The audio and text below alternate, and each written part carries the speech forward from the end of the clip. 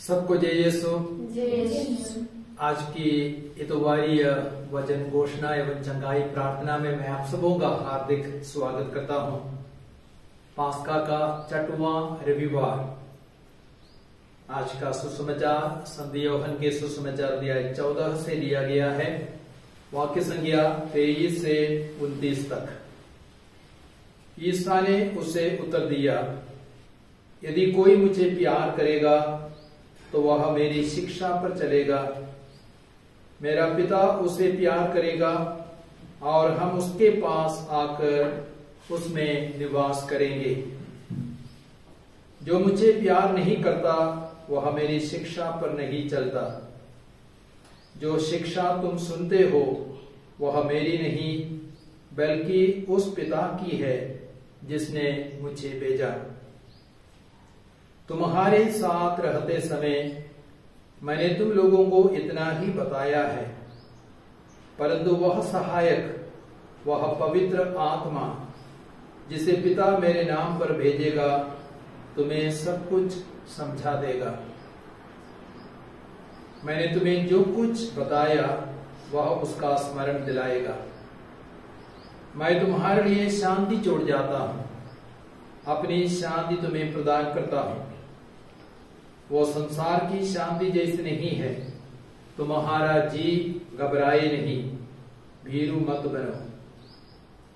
तुमने मुझको यह कहते सुना है, मैं जा रहा हूं और फिर तुम्हारे पास आऊंगा। यदि तुम मुझे प्यार करते तो आनंदित होते कि मैं पिता के पास जा रहा हूं, क्योंकि पिता मुझसे महान है। मैंने पहले ही तुम लोगों को यह बताया, जिससे ऐसा हो जाने पर तुम विश्वास करो।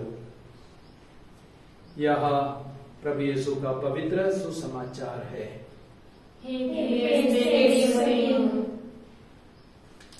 क्रिस्त में प्यारे भाइयों और बहनों, आज का सुसमाचार हम लोगों ने सुना और सुसमाचार 3 महत्वपूर्ण बातें हमारे सामने रखता है। और पहली बात यह है, यीशु को वही प्यार करता है जो उसकी शिक्षा पर चलता है। क्योंकि यूहन्ना 14:23 में प्रभु यीशु क्या कहते हैं, यदि कोई मुझे प्यार करेगा तो वह मेरी शिक्षा पर चलेगा। मेरा पिता उसे प्यार करेगा और हम उसके पास आकर उसमें निवास करेंगे। बहुत से ऐसे क्रिस्तीय है जो अपने को क्रिश्चियन कहते हैं और कहते हैं कि वे प्रभु के भक्त हैं, वे गिरजा जाते हैं, प्रार्थना करते हैं, लेकिन फिर भी वे प्रभु के वचनों को नहीं जानते और प्रभु के वचनों का पालन नहीं करते। वे प्रभु के आदेशों के खिलाफ कई सारे कार्य करते हैं, जैसे कि अन्य देवी देवताओं की पूजा करते हैं, व्यभिचार करते हैं और गर्भपात करते कराते हैं और एक दूसरे से लड़ते हैं, क्रोध रखते हैं, बैर रखते हैं। तो इसका मतलब वे प्रभु के वचनों को नहीं जानते या जानते हुए भी उनका पालन नहीं करते। और ऐसे लोग प्रभु को सच में प्यार नहीं करते।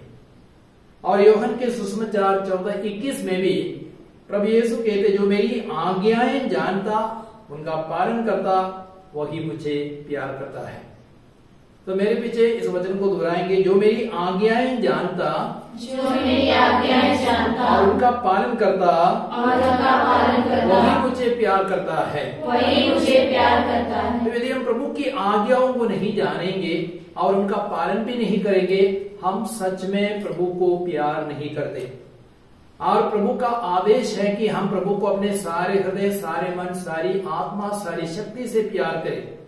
प्रभु यीशु यह भी कहते हैं मत्ती के सुसमाचार 10:37 में, जो अपने माता पिता को मुझसे अधिक प्यार करेगा वो मेरे योग्य नहीं है। जो अपने भाई या बहन को मुझसे अधिक प्यार करेगा वो मेरे योग्य नहीं है। और जो मेरी शिक्षा पर नहीं चलता वह मेरे योग्य नहीं है। तो हमें प्रभु को प्यार करने के लिए प्रभु के वचनों को जानना है, प्रभु की आज्ञाओं को जानना है, उन आज्ञाओं को अपने जीवन में पूरा करना है, शिक्षा पर चलना है, तभी हम सच में प्रभु को प्यार करेंगे। और यदि हम अपने को क्रिस्तीय समझते हैं तो हमें बाइबल का बुनियादी ज्ञान होना चाहिए। प्रभु का वचन क्या है, प्रभु की शिक्षा क्या है, प्रभु के 10 आदेश कौन कौन से हैं। ऐसे कई आज क्रिश्चियंस है जो प्रभु के 10 आदेशों को भी नहीं जानते हैं। पढ़े लिखे लोग हैं और नौकरी करने वाले लोग हैं, लेकिन प्रभु के 10 आदेशों को नहीं जानते, कलीसिया के 6 हुक्मों को नहीं जानते और बाइबल का बुनियादी ज्ञान उन्हें नहीं है और साथ ही साथ वे तरह तरह के पाप में गिरे रहते हैं। तो ऐसी हालत में हम सच में यीशु को प्यार नहीं करते और यीशु हमारे जीवन में प्रथम स्थान नहीं रखते। और हमें मालूम है इस्राएलियों ने क्या किया, वे बार बार प्रभु के आदेशों का उल्लंघन करते थे। विशेष करके वे देवी देवताओं की पूजा करते थे, बाल अशेरा जैसे देवी देवताओं को वे मानते थे और ईश्वर ने उन्हें दंडित किया और उन्हें निर्वासन में जाने दिया और वे लंबे 50 वर्षों तक बाबुल की गुलामी में निर्वासन में रहे। तो यदि हम प्रभु के वचनों को नहीं जानेंगे, प्रभु की आज्ञाओं का पालन नहीं करेंगे, हम भी दंडित किए जाएंगे, हम नरक के योग्य बन सकते हैं। तो पहला संदेश यह है, वही प्रभु को प्यार करता है जो प्रभु की शिक्षा पर चलता है, जो प्रभु की शिक्षा को जानता है। और आज के सुसमाचार के एक दूसरा महत्वपूर्ण संदेश है और वो है कि पवित्र आत्मा हमें सब कुछ समझाएगा। कौन समझाएगा? पवित्र आत्मा हमें सब कुछ समझाएगा, क्योंकि पवित्र आत्मा प्रज्ञा का आत्मा है, पवित्र आत्मा ज्ञान का आत्मा है। और हम देखते पेतरुस के जीवन में, पेतरुस कैसा आदमी था? एक अनपढ़ व्यक्ति था, एक मछुआरा था, लेकिन जब पवित्र आत्मा उस पर उतरे, पेंतकोस्त के दिन में आंधी और अग्नि के रूप में पवित्र आत्मा उतरे, वो प्रज्ञा से, ज्ञान से परिपूर्ण हो गया, सामर्थ्य और शक्ति से, साहस से परिपूर्ण हो गया और उसने एक ऐसा प्रवचन दिया जिसको सुनने से बहुत से लोगों का दिल, हृदय मर्माहत हो गए और 3000 लोगों ने यीशु में विश्वास किया, अपने पापों के लिए पश्चाताप किया। तो पवित्र आत्मा हमें सब कुछ समझाएगा। हम देखते हैं योहन के बारे में, योहन भी एक अनपढ़ मछुआरा था और उसने पवित्र आत्मा की प्रज्ञा से, पवित्र आत्मा की ज्ञान से एक सुंदर सुसमाचार की रचना की, 3 पत्रों को लिखा और साथ ही साथ प्रकाशना ग्रंथ की रचना की, जो बहुत ही उच्च स्तर के माने जाते हैं। योहन की रचनाएं बहुत ही उच्च स्तर की मानी जाती है। तो पवित्र आत्मा ने उनकी बुद्धि को प्रकाशित किया, उन्हें ज्ञान दिया और प्रज्ञा दी। Praise the lord. उत्पत्ति ग्रंथ अध्याय 40 में आप देखेंगे यूसुफ बंदीगृह में डाले गए थे और उस समय बंदीगृह में फिरौन के 2 प्रधान साकी और प्रधान रसोइया भी डाले गए थे और उन दोनों को अलग अलग स्वप्न मिले और कोई भी उन सपनों की व्याख्या नहीं कर सकते थे। लेकिन यूसुफ ने पवित्र आत्मा की प्रेरणा से, प्रज्ञा से, ज्ञान से प्रेरित होकर उन दोनों के सपनों की व्याख्या की और वे दोनों सपने सच निकले। जैसे यूसुफ ने व्याख्या की वैसे ही उनका अर्थ निकला। और साथ ही साथ फिरौन को भी एक सपना मिला और तब फिरौन को बताया गया कि बंदीगृह में एक इब्रानी है जो सपनों की व्याख्या कर सकता है और यूसुफ बुलाया गया फिरौन के सामने और यूसुफ ने फिरौन के सपनों की व्याख्या की और फिरौन ने उसको बहुत आदर दिया, बहुत सम्मान किया और वो मिस्र देश का प्रबंधक बन गया। Praise the Lord. यीशु की स्तुति हो, यीशु को धन्यवाद, हालेलुया। दानियल के ग्रंथ अध्याय 2 में हम देखते हैं वहां पे राजा नेबुकदनेस्सर ने एक बहुत ही भयंकर स्वप्न देखा। उसने एक विशाल एवं भीषण मूर्ति को देखा और उस समय कोई भी नहीं था, नेबुकदनेस्सर के आसपास कोई भी नहीं था, बहुत सारे जादूगर थे, लेकिन वे सब नेबुकदनेस्सर के सपने को नहीं बता सके। नेबुकदनेस्सर चाहता था कि जो भी व्याख्या देता है सपने को भी बताए, ना सिर्फ व्याख्या दे, लेकिन उसने क्या स्वप्न देखा उसको भी बताए और साथ ही साथ उसकी व्याख्या भी दे। और कोई भी नहीं था, लेकिन दानियल एक ऐसा व्यक्ति था जो प्रभु के आत्मा से भरपूर थे। प्रज्ञा का आत्मा, ज्ञान का आत्मा उसमें निवास करता था। और दानियल ने प्रार्थना की, तब प्रभु ने क्या किया, दानियल को उसके सपने को भी दिखाया और साथ ही साथ सपने की व्याख्या को भी दिखाया। तो दानियल पवित्र आत्मा की प्रेरणा से नबूकदनेस्सर के स्वप्न को बता सका, साथ ही साथ उसकी व्याख्या को भी समझा सका। और नबूकदनेस्सर इतना प्रभावित हुआ और उसने क्या कहा, उसने दानियल से कहा, तुम्हारा ईश्वर सचमुच सभी देवताओं का प्रभु है, सभी रहस्यों को सिर्फ वही प्रकट कर सकता है।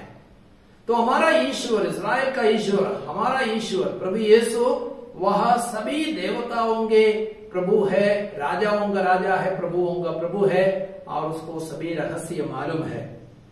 और यदि आप इतिहास का दूसरा ग्रंथ पढ़ेंगे, अध्याय 1 वाक्य संख्या 10 से 12 तक में, वहां पे हम देखते हैं सुलेमान ने एक स्वप्न देखा और एक दिव्य दर्शन देखा और ईश्वर उससे पूछ रहे थे, तुम मुझसे क्या मांगते हो? तब सुलेमान ने क्या किया, सुलेमान ने ईश्वर से कहा, हे पिता, हे ईश्वर, मुझे प्रज्ञा दीजिए, मुझे ज्ञान दीजिए, ताकि मैं अपने लोगों के ऊपर शासन कर सकूं। और ईश्वर इतना प्रसन्न हुए सुलेमान के उस अनुरोध से कि ईश्वर ने उसे विवेक दिया, उसे प्रज्ञा दी, ताकि वह प्रजा का शासन कर सके। और साथ ही साथ सुलेमान ने जो नहीं मांगा था वह भी ईश्वर ने उसे प्रदान किया, अर्थात वैभव, संपत्ति, सब कुछ ईश्वर ने सुलेमान को प्रदान किया। Praise the Lord, hallelujah, Yeshu की स्तुति हो, यीशु को धन्यवाद। मैं याद करता हूँ कुछ वर्ष पहले कुछ छात्राएं प्रार्थना सेंटर में आए थे और मैंने उनको पवित्र आत्मा के विषय में प्रवचन दिया और वे परीक्षा लिखने वाले थे और मैंने उनके लिए प्रार्थना की, विशेष करके पवित्र आत्मा के अभिषेक के लिए प्रार्थना की। और उन सबों ने पवित्र आत्मा के सामर्थ्य और शक्ति को पाया और उसके बाद उन्होंने परीक्षा लिखी और उसका रिजल्ट कैसे रहा, जो परीक्षा में पास नहीं होते थे वे परीक्षा में पास हो गए, जिन्हें 3rd डिवीजन मिलता था उन्हें 2nd डिवीजन मिलने लगा और जिन्हें 2nd डिवीजन मिलता था उन्हें 1st डिवीजन मिला और जिन्हें 1st डिवीजन मिलता था वे डिस्टिंक्शन में पास हो गए। Praise the Lord. तो पवित्र आत्मा प्रज्ञा का आत्मा है, ज्ञान का आत्मा है और वह हमें सब कुछ समझा सकता है। इसलिए आज हमें विशेष करके पवित्र आत्मा के लिए प्रार्थना करनी है। या लूकस के सुसमाचार अध्याय 11-13 में प्रभु यीशु कहते हैं, यदि तुम बुरे होकर भी अपने बच्चों को अच्छी अच्छी चीजें देते हो तो मांगने वालों को पिता ईश्वर पवित्र आत्मा क्यों नहीं देगा। तो हम विशेष करके आज पवित्र आत्मा के लिए प्रार्थना करें। प्रज्ञा का आत्मा, ज्ञान का आत्मा, हमारे जीवन में कई सारी समस्याएं हैं और उन समस्याओं का समाधान के लिए भी हमें पवित्र आत्मा की प्रज्ञा और ज्ञान की आवश्यकता है। तो यह दूसरा संदेश है। और आज के सुसमाचार का एक तीसरा संदेश है कि प्रभु यीशु शांति देने के लिए आए हैं। क्यों आए हैं? शांति देने के लिए आए हैं। और आज सारे संसार में हम देखते हैं अशांति ही अशांति है, लड़ाई युद्ध का माहौल है, परिवारों में शांति नहीं है, समाज में शांति नहीं है, देश में शांति नहीं है और विश्व में शांति नहीं है। तो आज सारे संसार को, हम सबों को शांति की आवश्यकता है।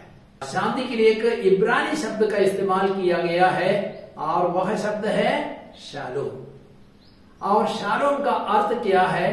शालोम का अर्थ है शांति, मेल मिलाप, पूर्णता की अवस्था, समृद्धि। अर्थात शांति एक ऐसी अवस्था है जब हमें किसी चीज की कमी नहीं रहती, हमारे पास सब कुछ है। शांति एक ऐसी अवस्था है। यदि मान लो खाने के लिए भोजन नहीं है तो हमारे पास शांति नहीं रहेगी। यदि पहनने के लिए कपड़े नहीं है तो हमारे पास शांति नहीं रहेगी। यदि घर नहीं है तो शांति नहीं रहेगी। तो शांति एक ऐसी अवस्था है जब ईश्वर हमारी सारी जरूरतों को पूरा करते हैं। तो आज सारे संसार में शांति की आवश्यकता है। और हमें मालूम है यूक्रेन रूस के बीच में जो युद्ध चल रहा है उसमें हजारों लोग मारे गए हैं, सैनिक और बेगुनाह लोग भी मारे गए हैं। करोड़ों की धन संपत्ति का नुकसान हो गया, विनाश हो गया है। सारे संसार में आज अशांति का माहौल है यूक्रेन और रूस में जो लड़ाई चलती है उसके कारण। तो आज हमें यूक्रेन और रूस के बीच में शांति की स्थापना, उसके लिए प्रार्थना करने की आवश्यकता है। और अशांति इसलिए है क्योंकि लोगों ने और संसार ने यीशु को ग्रहण नहीं किया, जो संसार का एकमात्र मुक्तिदाता है, साक्षात शांति दाता है। वचन कहता है यूहन्ना के सुसमाचार अध्याय 14 वाक्य संख्या 27 में, मैं तुम्हें शांति छोड़ जाता हूं, अपनी शांति तुम्हें प्रदान करता हूं।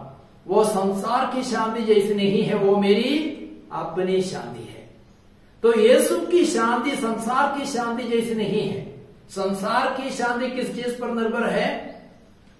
संसार की धन संपत्ति पर, वैभव, पद और सभी प्रकार की सांसारिक चीजों पर निर्भर है संसार की शांति।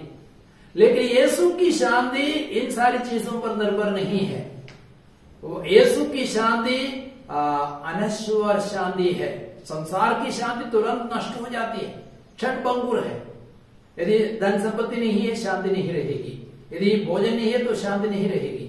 लेकिन यीशु की शांति इन सारी चीजों पर निर्भर नहीं है, प्रभु पर ही निर्भर है। प्रभु हमें पवित्र आत्मा देंगे और पवित्र आत्मा का तीसरा फल क्या है? शांति। पवित्र आत्मा का फल है प्रेम, आनंद, शांति। तो जहां पवित्र आत्मा है, जहां यीशु है, वहां शांति है। और उसका संदर्भ क्या है? यीशु के शिष्य बिल्कुल विचलित हो रहे थे क्योंकि यीशु उनसे विदा लेने वाले थे, इसलिए वे दुखी थे। और ऐसे दुख की हालत में यीशु ने शिष्यों से कहा, मैं तुम्हें शांति छोड़ जाता हूं, अपनी शांति तुम्हें प्रदान करता हूं। वह संसार की शांति जैसी नहीं है, वह मेरी अपनी शांति है। और हम यह भी देखते हैं यूहन्ना के सुसमाचार अध्याय 20 में वाक्य संख्या 19 से 29 तक में, वहां पे शिष्य द्वार बंद करके डर के मारे बैठे थे कोठरी में। लेकिन पुनर्जीवित यीशु ने उनको दर्शन दिया और उनके बीच में खड़े हो गए। और यीशु ने एक बार नहीं 3 बार शिष्यों से कहा, तुम्हें शांति मिले, तुम्हें शांति मिले, तुम्हें शांति मिले। क्यों 3 बार? एक बार बोलना काफी नहीं था, क्योंकि उनके दिल में बिल्कुल अशांति थी। उन्होंने यीशु के साथ विश्वासघात किया था, एक शिष्य ने, और दूसरे शिष्य ने यीशु को अस्वीकार किया था। सबके सब भाग गए थे और सिर्फ यूहन्ना प्रभु के प्रति वफादार थे। तो इसलिए शिष्यों के मन में आत्मग्लानि थी और उन्होंने अपने पापों को महसूस किया। साथ ही साथ यहूदियों के डर के कारण वे द्वार बंद करके बैठे थे। उनके दिल में, मन में तनिक भी शांति नहीं थी।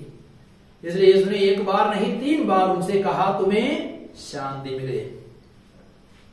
इसायाह के ग्रंथ अध्याय 9:5 में हम देखते हैं, नबी इसायाह ने भविष्यवाणी की थी, हमारे लिए एक बालक उत्पन्न हुआ है, हमें एक पुत्र मिला है और उनका नाम होगा अपूर्व परामर्शदाता, शक्तिशाली ईश्वर, शाश्वत पिता, शांति का राजा।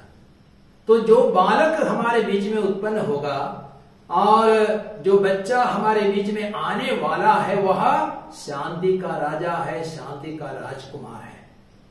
और जहां यीशु है वहां शांति है। एफेसियों के पत्र अध्याय 2:14 में संत पौलुस कहते, यीशु ही हमारी शांति है। उसने यहूदी गैर यहूदियों के बीच में शत्रुता की सारी दीवारों को गिरा दिया। यहूदी गैर यहूदियों के बीच में शत्रुता की दीवार थी, उनके बीच में कोई मेल प्रेम का संबंध नहीं था। लेकिन यहूदी गैर यहूदी एक हो गए प्रभु यीशु के क्रूस मरण के बाद, पुनरुत्थान के बाद। उनके बीच में दीवारों को गिरा दिया और वे सब प्रभु के एक ही शरीर के अंग बन गए, सदस्य बन गए, कलीसिया के सदस्य बन गए। Praise the Lord, hallelujah. तो यीशु की उस शांति को अनुभव करने के लिए हमें यीशु में विश्वास करना है, यीशु को अपने दिल में स्वागत करना है और प्रभु के पवित्र आत्मा से भरने के लिए प्रार्थना करनी है। तो प्यारे भाई और बहनों, मैं आपको यही कहना चाहूंगा, हमें यीशु को प्यार करना है, लेकिन यीशु को हम तब ही प्यार कर सकते हैं जब हम उनकी शिक्षा को जानेंगे, उनकी आज्ञाओं को जानेंगे और उनकी शिक्षा पर चलेंगे, उनकी आज्ञाओं को हम मानेंगे। और दूसरी बात, प्रभु यीशु में पवित्र आत्मा देना चाहते हैं। पवित्र आत्मा ईश्वर का सबसे अनमोल वरदान है। उस पवित्र आत्मा के लिए हम तरसे और प्रार्थना करें। और तीसरा महत्वपूर्ण संदेश है, प्रभु यीशु शांति देने के लिए आए। आइए हम प्रभु यीशु को अपने जीवन में स्वागत करें, अपने हृदय में स्वागत करें, तब उनकी शांति हमारे हृदयों में हमेशा के लिए बनी रहेगी। आइए हम थोड़ी देर मौन रहें, प्रभु के वचनों पर मनन करें। हम एक छोटी सी प्रार्थना करेंगे, सभी रोगियों के लिए प्रार्थना करेंगे और विशेषकर जो शांति से वंचित है, जो शांति का जीवन जी रहे हैं, जो रोग बीमारियों के कारण उनके जीवन में शांति नहीं है, उन सबों को हम प्रभु यीशु के चरणों में अर्पित करें। और मार्कुस के सुसमाचार अध्याय 11 वाक्य संख्या 24 और 25 में प्रभु यीशु कहते हैं, जब तुम प्रार्थना में खड़े हो तो विश्वास करो, जो कुछ तुमने मांगा है वो तुम्हें मिल गया है। Praise the Lord. तो हमें विश्वास करना है, जो कुछ हम मांग रहे हैं प्रभु हमें प्रदान करने के लिए तैयार है। साथ ही साथ यीशु कहते हैं, जब तुम प्रार्थना में खड़े हो तो एक दूसरे को क्षमा करो, जिसे तुम्हारा स्वर्गीय पिता भी तुम्हें क्षमा करे। तो आइए हम इन वचनों पर दावा करें। मेरे पीछे आप प्रार्थना बोले, अपने दाहिने हाथ को ऊपर उठाते हुए प्रार्थना करें। हे प्रभु तेरा धन्यवाद हो, हे प्रभु तेरा धन्यवाद हो, हे प्रभु तेरी स्तुति हो, हे प्रभु तेरी स्तुति हो, तेरी आराधना हो, तेरी आराधना हो, तेरी महिमा हो, तेरी महिमा हो। Hallelujah, hallelujah, hallelujah, hallelujah. हे प्रभु इन क्षणों के लिए, हे प्रभु इन क्षणों के लिए हम तुझसे क्षमा चाहते हैं, हम तुझसे क्षमा चाहते हैं, जब हम तेरी शिक्षा को नहीं जाने, तेरी शिक्षा को नहीं जाने, तेरे आदेशों को नहीं जाने, तेरे आदेशों को नहीं जाने, तेरे आदेशों को तेरे आदेशों अपने को जीवन में पूरा नहीं किया, अपने जीवन में पूरा नहीं किया। हमें माफ कर दीजिए, हमें माफ कर हमें दीजिए, क्षमा कर दीजिए। हमें क्षमा कर दीजिए। आज हम दृढ़ संकल्प करते हैं, आज हम दृढ़ संकल्प करते हैं आपके आदेशों पर चलने के लिए, आपके आदेशों पर चलने के लिए, बाइबल का ज्ञान हासिल करने के लिए, बाइबल का ज्ञान हासिल करने के प्रभु लिए, के वचनों को मानने के लिए प्रभु के वचनों को मानने के हम लिए दृढ़ संकल्प करते हैं। हम दृढ़ संकल्प करते साथ ही हैं। साथ साथ ही साथ हे प्यारे प्रभु, हे प्यारे हम प्रभु, आपके पवित्र आत्मा के लिए हम आपके पवित्र आत्मा के लिए तरसते हैं, प्रार्थना करते हैं। प्रार्थना करते हैं। आपका वचन कहता है, आपका वचन कहता है, शक्ति और सामर्थ्य से नहीं, शक्ति और सामर्थ्य से पर नहीं, मेरी आत्मा के द्वारा मेरी आत्मा के द्वारा आप हमें अपने आत्मा से, अपनी आत्मा से, अपनी प्रज्ञा से, अपनी प्रज्ञा से, अपने ज्ञान से भर दीजिए। अपने ज्ञान से भर दीजिए। प्रज्ञा का आत्मा, प्रज्ञा का आत्मा, ज्ञान का आत्मा ज्ञान का आत्मा हमारे जीवन में उतराइए। हमारे जीवन में उतर आइए। Hallelujah, hallelujah, hallelujah, hallelujah, hallelujah. Hallelujah. प्यारे प्रभु यीशु, हे प्यारे प्रभु यीशु, आप शांति का राजा है, आप शांति का राजा शांति है, का स्रोत है। शांति का स्रोत है। आप हमें अपनी शांति से भर देना। अपनी शांति से भर आपने देना। कहा है, आपने कहा मैं है, तुम्हें शांति छोड़ जाता हूँ, मैं तुम्हें शांति छोड़ जाता हूँ। अपनी शांति अपनी शांति तुम्हें प्रदान करता हूँ। तुम्हें प्रदान करता हूँ। आप हमें आप हमें अपनी अलौकिक शांति से भर दे। अपने अलौकिक शांति से भर दे। हमारे रोग बीमारियों पर हमारे रोग बीमारियों पर आप पूरा अधिकार ले लीजिए। आप पूरा अधिकार ले आपके लीजिए। नाम से आपके नाम से सारे रोग बीमारियों पर, सारे रोग बीमारियों सारी पर, समस्याओं पर, सारे सारे समस्याओं दुखों पर सारे दुखों हम पूरा पर अधिकार ले लेते हैं। हम पूरा अधिकार ले उन्हें हम लेते बांध देते हैं। हैं, हम बांध देते हुक्म हैं, देते हैं। हुक्म देते वे हैं। क्रूस के नीचे वे क्रूस के नीचे हमेशा हमेशा के लिए हमेशा हमेशा के लिए चूर हो जाए, चूर हो जाए, नष्ट हो जाए, नष्ट हो जाए, फिर कभी न लौटे। फिर कभी न लौटे। Hallelujah, hallelujah, hallelujah, hallelujah, hallelujah. Hallelujah. Yeshu की स्तुति हो, यीशु की स्तुति यीशु हो। को धन्यवाद। यीशु को धन्यवाद। सर्वशक्तिमान ईश्वर पिता पुत्र पवित्र आत्मा आप सबों को आशीर्वाद प्रदान करे। आमीन। सबको जय यीशु। जय यीशु।